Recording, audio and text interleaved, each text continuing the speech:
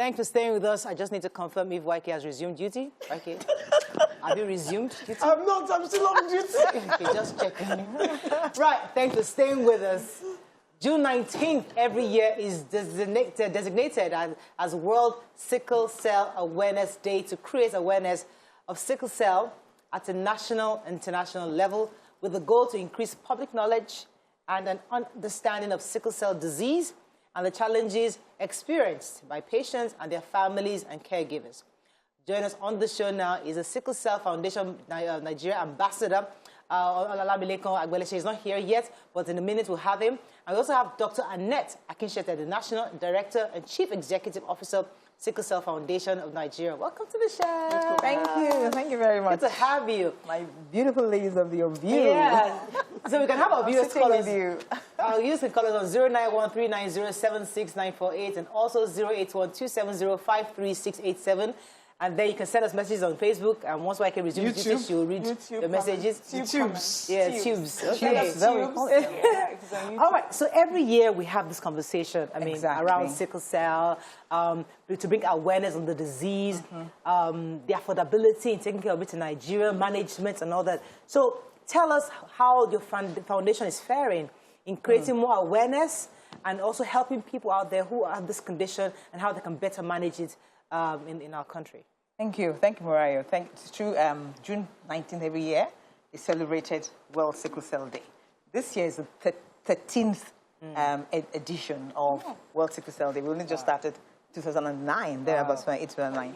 I was, yes, exactly. And in fact, we were just discussing with WHO African Regional Office that it's about time they gave us what we call like a package, like you do for World Tobacco Day, World Diabetes Day, World AIDS Day, World Malaria Day. So everybody around the world has one theme. But as it is now, you know, it's just like a cacophony, everybody in their own little corners. But I think we will get there because we're growing. There's no doubt. Because I think I shared with you, I think last year or year before, that many, many years ago, when I was still a younger doctor with Professor Kuti as Minister of Health at that time, we started what we call non-communicable disease control program. That was when he said, as a pediatrician, let's add sickle cell. Because for us in Nigeria, sickle cell is even though it's in the Western world, it was cancer, it was hypertension, diabetes. And we added those ones, but we included sickle cell. So sickle started. And we did a huge survey all over the country at the time. Traveled everywhere. That's why I feel so sad about the way things are in the north now, because I went to Maiduguri, Bodinga, all those local governments, Sokoto, and Plateau, Mangud, everywhere. We went everywhere in Nigeria at the time. So at that time, awareness was low, or maybe even non-existent. There were times when you would go to communities and ask about, because you want to find out how much sickle cell we had in Nigeria. And they would hide their children. They wouldn't talk about it. It would be neighbors that would say, in that house, there's somebody that has these symptoms. And so you write it down like this person, you know. But, you know, over time, that has changed. If we're going to communities now, there's what I would call name recognition. And that's because of the work of advocacy groups like ours, not Sickle Cell Foundation Nigeria, and there are others. In fact, we're so many that we have said, look, we have to come together as a coalition. Government is not doing that much in terms of sickle cell disease. So that awareness is increasing over time. There's name recognition. When you go to communities now, they will tell you, even in English, yes, sickle cell. My child has sickle cell. Or in Yoruba, they will say, Arumolegun. That's not really what it is. Arumolegun is actually speaks to something with the bones, and it's not. But now they're even giving us better explanation about the disease than they tell you. It is something less something that makes the blood something like that makes the blood lazy. Again, speaking to the anemia, the shortage of blood, anemia, the children have, the patients have not enough blood to carry oxygen around the body and all. So we're getting to understand it more. And then they're living longer. Longevity is improving, quality of life is improving, and I must say, kudos to all these NGOs, advocacy groups. And you're talking about what are we doing? You see why we made Lekon our ambassador, because the way we consume or even convey our messages and consume the information and increase knowledge has to change. We're going to target younger people especially. So with him as an ambassador, he's a great ambassador. He's a youth advocate, and he's a graduate of philosophy from University of Lagos, and he has many other interests. So with him, recently we had, on Saturday, we had Lecon's music, and people with sickle cell, and in fact was open to everyone, sent in videos, competition videos, dancing videos to his music called Verified. I used to sing that thing in my mind. I don't remember it now. Verified, he danced to Verified, and there were prizes, first, second, and third, and he gave the prizes, cash prizes, and it was on a virtual dance event from everybody from across the world. I was just saying, this is something that I think COVID has compelled us to do. It's kind of opened the world for us. We bridge space and time, and everybody gathers together for one cause. So with Lecon there, he presented the awards on air, virtually to the winners, first, second, and third. Young people, excited to come out and do. Some of them were shy, but I know that next year to be different. So we're moving, even though we used to do walks, we're saying that this will continue. It's a different way of getting across to more people. I always wonder sometimes, like when we come on air and we talk about every year, we talk, okay, today is World Sickle Cell Day, today is this day, and I always wonder what direct impact it has really on those who are living with, like in this particular case with sickle cell. And it's interesting to note that you say now people are even able to better explain to you what they're going through, and in their local parlance try to explain it. So it shows that educating people makes it easier to manage. So would you say that educating people makes it easier for them to manage definitely. That is part of what we do. Education is key, and that education comes in as part of management of sickle cell. It's not just the medicines. Of course, they have to take medicines every day. It's education. It's also other ways of managing, including arts. We incorporate arts now into the care of persons with sickle cell. If you come to our center, you will see that it looks like what you might see in the hospitality industry. It doesn't look like a regular hospital or clinic. It's not white, it's arts everywhere. And the children take part in the art. Sometimes children don't have the words to explain what's going on in their minds, but you give them a canvas and painting and everything, and they draw. And they may draw for you, their family on one side, I've seen that a few times, and they alone on another side, they'll tell you that. And the counselor would say, okay, this speaks to the fact that this child feels different. This child feels ostracized. There's stigma, there's discrimination. So you bring the whole family for counseling. So education is key.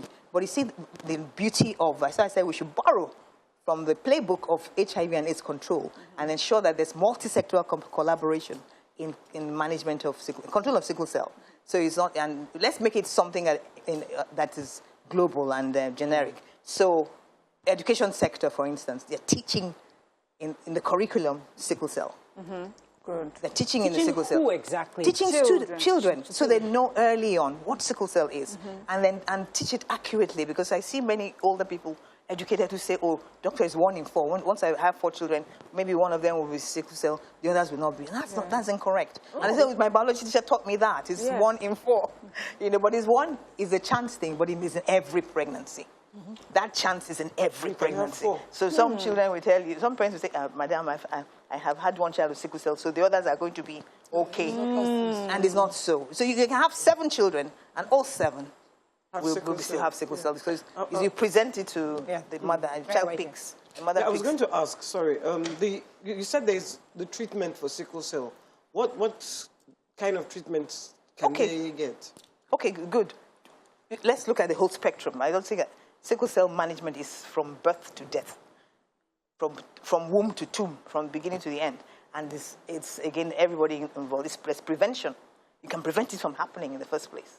There's treatment in terms of how can you manage it so that they live long, productive lives by giving them medication every day, folic acid to ensure that their blood is, they have enough blood, malaria, anti-malaria prophylaxis so that they don't get malaria, because that tilts them into crisis and very severe complications. And then there's a cure now, which is bone marrow transplantation. And I'm so happy that we're bringing that to Nigeria. We already have, in fact, in Benin, University of Benin Teaching Hospital already had it. They had some problems. Well, here we are in Lagos, with Lagos State, federal government, and Sickle Cell Foundation Nigeria partnering to establish a bone marrow transplant center. And that's a cure for sickle cell. Fantastic. So it's going to be available for Nigerians in Nigeria. Because before now, everybody used to go abroad to have it done. So believe that information is what, has helped so far, but I still see the uninformed get pregnant out of the blue, never find out the status of their partner, and they're pregnant, and pregnancy leads to marriage.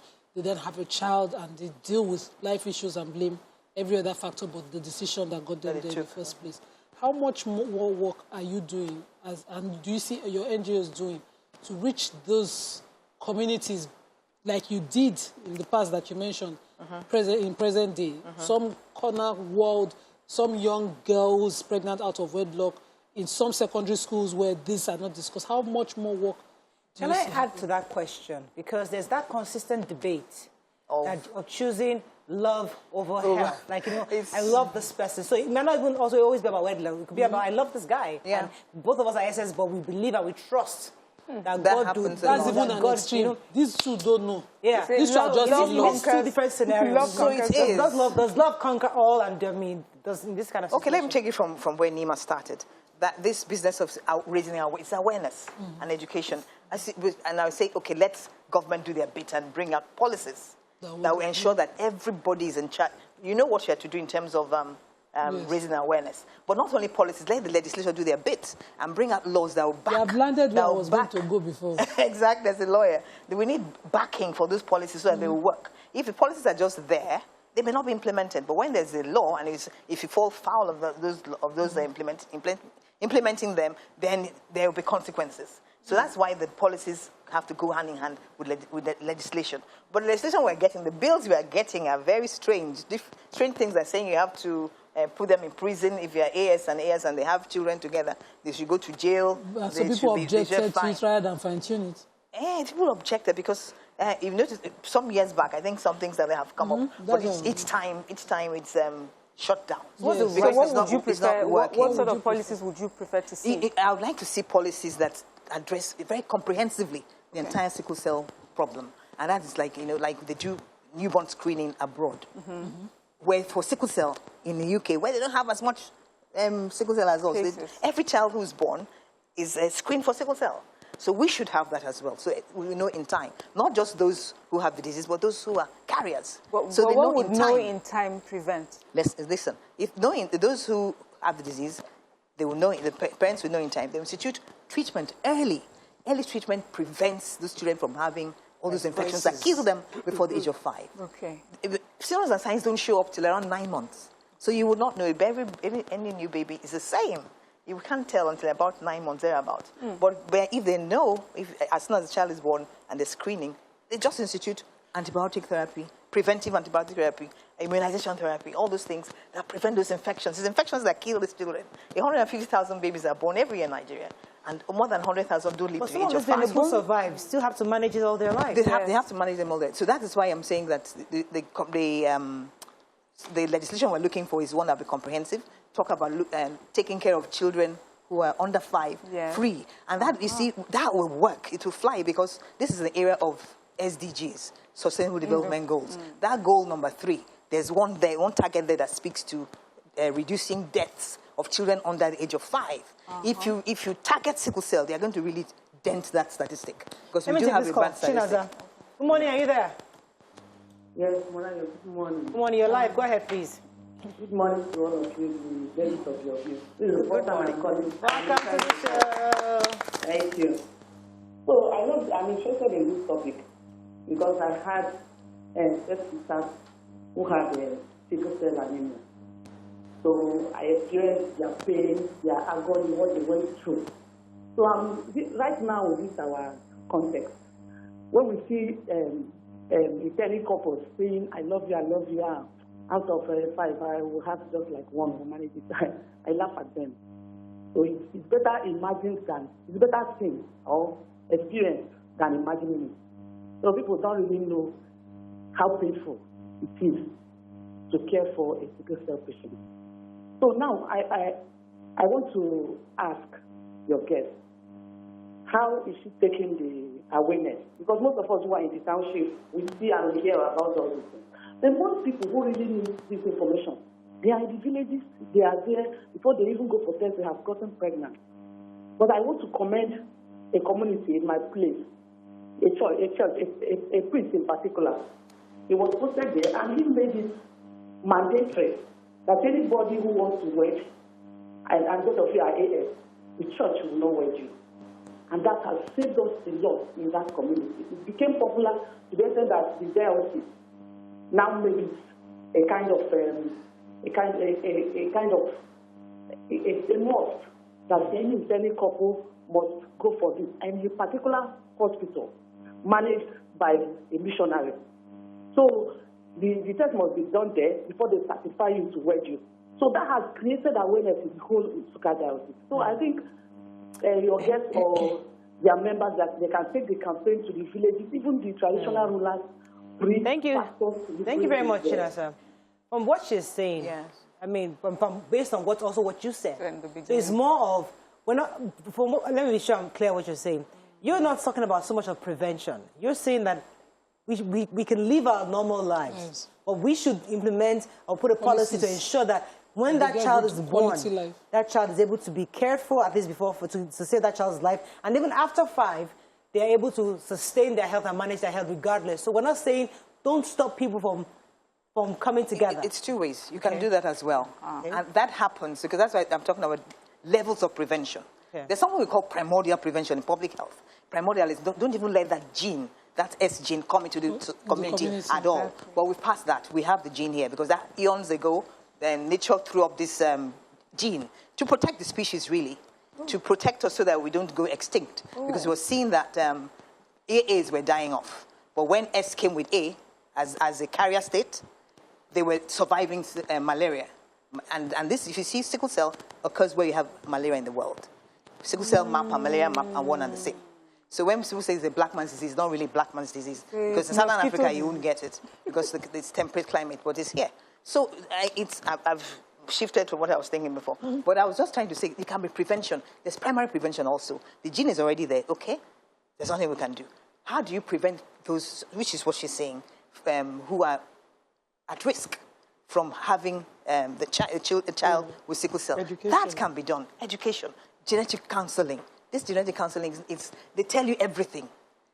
Okay, but you see, if there's no policy and law backing it to say that this genetic counseling has to be available in every primary healthcare center across the country. So it's close to the people. And that means everyone is aware. And what about schools? Educating them in school, educating the teachers. And when you miss newborn screening, you catch them in. And I'm talking about now thinking ahead, so that you know very early whether you're A or AS or SS. You already know way ahead, long before it's time to go up the aisle. But having said that, by the time we get what she's suggesting happens. But you see, we also see the other side, where people are coming with fictitious results because they really want to get married anyway, and that's happening. So it may not be this actual solution. That solution is let us have awareness. Let people know that you can have a child with sickle cell, and it's not a stroll in the park. It's not easy. And that's what genetic counselors will do for you. But having said that, there are also options that people should be told, which is what they do at genetic counseling. They tell you there are options. People may want to marry and not have children. I've seen plenty like that, and it's their prerogative. So it's not for you to ram it down their throat that you cannot have a child. They will go and get a result for you. And then others, I have a young girl now whose mother is my friend and has been saying, you cannot marry this person because both of you are AS. And she has had a child who was SS, and she didn't want that to happen. But we know what's happening, that science has advanced. They're doing what they call pre-implantation genetic diagnosis. Pre-implantation, that's like an in vitro thing outside of the body. They bring the sperm, and you're saying the sperm cell and the ovum, and they put them together and select the ones that don't have sickle cell. Oh, wow. Technology. And then give it up for technology. That's what they inject in the mother, and she carries the baby to term. But the thing is that all this technological advancement, the science, is not accessible to... Not only is it not accessible... And affordable. There are sometimes ethical considerations too, and church religious considerations. But it's just that make people aware that this is available. And there's also prenatal diagnosis. In early pregnancy, you can determine the genotype of your unborn child. And people are saying, to what extent are you promoting abortions or anything? No. But see, let's go back. It's still, government has a big role to play. Let's this awareness thing happen. Yes. Let there be policies that speak to that. Let's know who is responsible for what. Primary healthcare centers are all over. How many local government areas do we have in Nigeria? I think it's 774. Yeah. They're still there. So they're close to the people. Let them be manned with genetic counselors. Let it be training. And this is what we'll capture or articulate in good policies that will be backed by legislation. So our legislation should not be looking at punitive measures for people who are AS and AS who have children, you know. So that's fantastic. You're right, because when I was younger, I didn't know anything about AA or AS. Yes, I just had my child. Exactly. You know, I just got married. That's still happening. Ourselves, That's still happening. You know? So that information has to be shared. Absolutely. And right now it's left to advocacy groups. Yeah. And that's why, again, I wish Lekon has come on, on, because he's doing a good job of that. By talking to people are listening to him. He's an influencer. He's advocating. He talks and people listen. Young people listen to him. So that's the kind of thing we want to do more. But we have to wrap up. I think what I like most about the conversation today is that we're not looking for punitive measures. We're looking for how we can manage, how that entire spectrum I just said earlier, yes, they can manage it. So what you will share to me is that no matter what decision you make as an adult, let's provide options for these people. And there's a policy to back it up. Absolutely. So they can actually stick on those options. Absolutely. Thank you very much, Madam, for joining us. Thank you very much. Any other final information you want to give us before we run? I just want to say that, well, we're doing a lot to mark World Sickle Cell Day. So if you go to Sickle Cell Foundation Nigeria website and all the social media, I think as one of should be saying, handles, I won't mention anyone, you will find there's a lot of activities going on, and we're working together. We're working together with other NGOs, because I see a lot of NGOs are doing the work that government should be doing. We're picking up that slack. So join us in all the activities. Most of them are virtual, and we'll be happy to have you on board. Thank you very much. That's all we can take. We'll be speaking to Dr. Annette Akishete, the Director, Chief Executive Officer of Sickle Cell Foundation. Nigeria. That's all we can take on the show. See you tomorrow. Bye for now.